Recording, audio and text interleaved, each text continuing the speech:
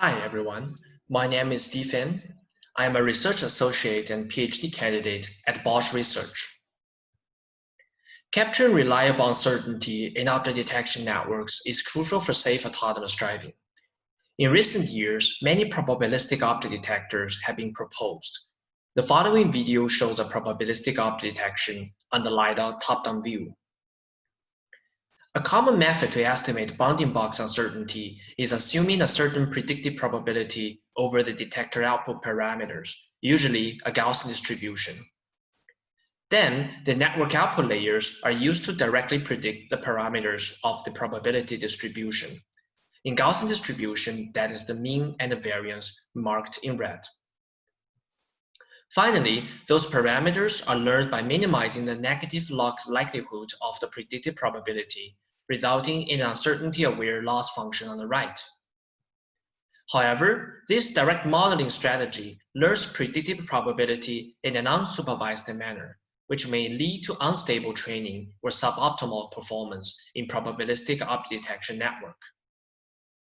In this work, we use our previously proposed method in estimating uncertainty inherent in ground truth bounding box parameters, which we call label uncertainty, to regularize the training of a probabilistic object detection using LIDAR point clouds.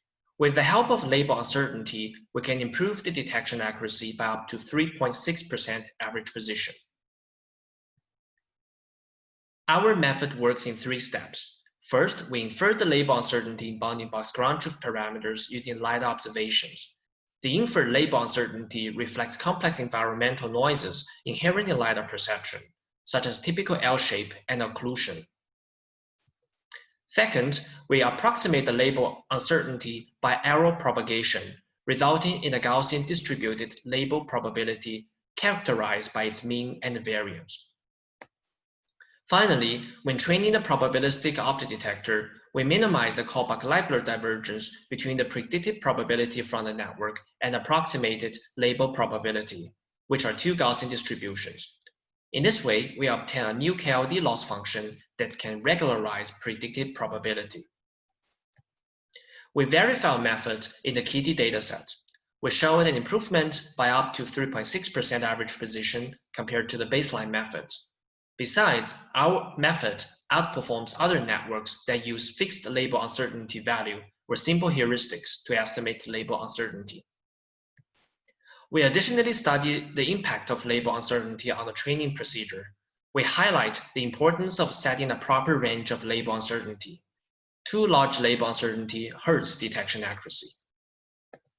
You can find more information in our paper. Thank you for listening.